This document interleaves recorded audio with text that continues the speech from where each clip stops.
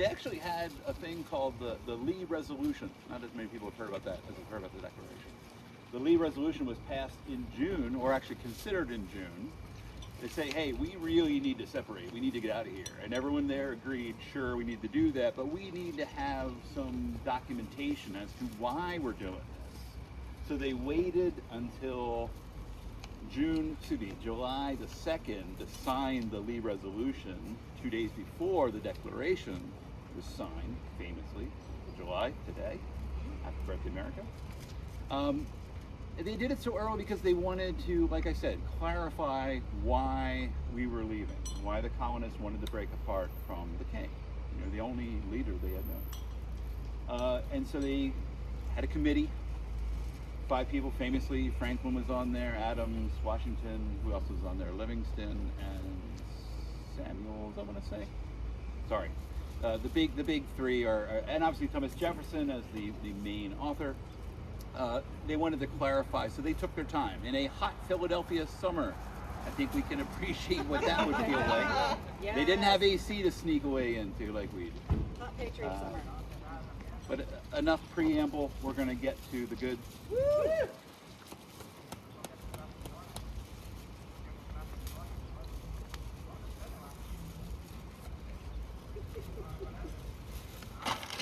Yes. Woo! In Congress, July 4th, 1776.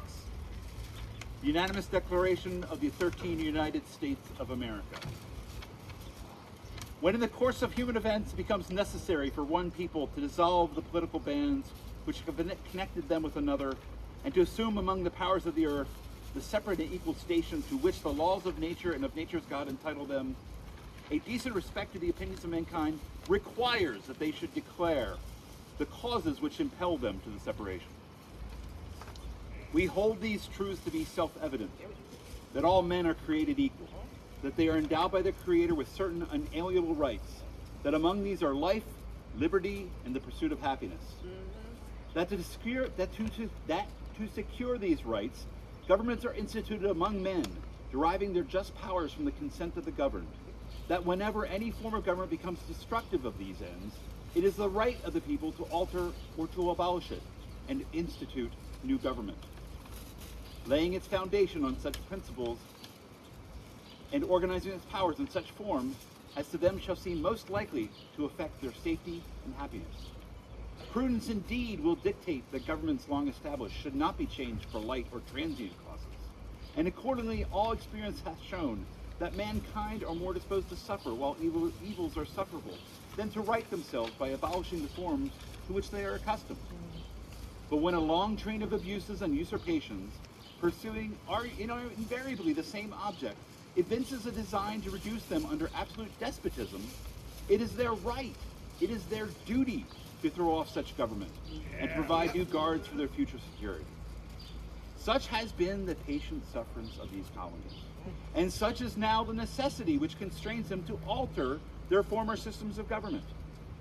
The history of the present King of Great Britain is a history of repeated injuries and usurpations, all having in direct object the establishment of an absolute tyranny over these states. To prove this, let facts be submitted to a candid world. He has refused to assent his laws, the most wholesome and necessary for the public good. He has forbidden his governors to pass laws of immediate and pressing importance, unless suspended in their operation till his assent should be obtained. And when so suspended, he has utterly neglected to attend to them. He has refused to pass other laws for the accommodation of large districts of people, unless those people would relinquish the right of representation in the legislature, a right inestimable to them and formidable to tyrants only. He has called together legislative bodies at places unusual, uncomfortable, and distant from the depository of their public records, for the sole purpose of fatiguing them into compliance with his measures. He has dissolved representative houses repeatedly for opposing with manly firmness his invasions on the rights of the people. He has refused for a long time after such dissolutions to cause others to be elected, whereby the legislative powers, incapable of annihilation, have returned to the people at large for their exercise, the state remaining in the meantime exposed to all the dangers of invasion from without and convulsions within. He has endeavored to prevent the population of these states For that purpose, obstructing the laws for naturalization of foreigners, refusing to pass others to encourage their migrations hither, and raising the conditions of new appropriations of lands. He has obstructed the administration of justice by refusing his assent to laws for establishing judiciary powers. He has made judges dependent on his will alone for the tenure of their offices and the amount and payment of their salaries. He has erected a multitude of new offices and sent hither swarms of officers to harass our people and eat out their substance. He has kept us among us in times of peace, standing armies without the consent of our legislatures. He has affected to render the military independent of and superior to the civil power. He has combined with others to subject us to a jurisdiction foreign to our Constitution and unacknowledged by our laws, giving his assent to their acts of pretended legislation. For quartering large bodies of armed troops among us, for protecting them by mock trial from punishment, for any murders which they should commit on the inhabitants of these states, for cutting off our trade with all parts of the world, for imposing taxes on us without our consent, for depriving us in many cases of the benefits of trial by jury, for transporting us beyond seas to be tried for pretended offenses, for abolishing the free system of English laws in a neighboring province, establishing therein an arbitrary government, and enlarging its boundaries so as to render it at once an example and fit instrument for introducing the same absolute rule into these colonies, for taking away our charters, abolishing our most valuable laws, and altering fundamentally the forms of our governments, for suspending our own legislatures and declaring themselves invested with power to legislate for all of us in all cases whatsoever. He has abdicated government here by declaring us out of his protection and waging war against us. He has plundered our seas, ravaged our coasts, burnt our towns, and destroyed the lives of our people. He is at this time transporting large armies of foreign mercenaries to complete the works of death, destruction, desolation, and tyranny, already begun with circumstances of cruelty and perfidy scarcely paralleled in the most barbarous ages and totally unworthy the head of a civilized nation.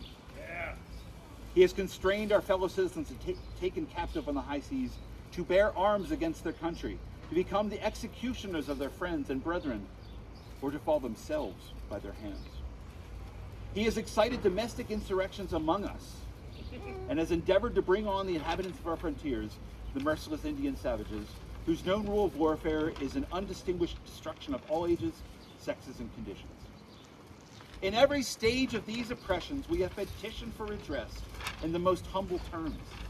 Our repeated petitions have been answered only by repeated injury. A prince whose character is thus marked by every act which may define a tyrant is unfit to be ruler of a free people. Amen.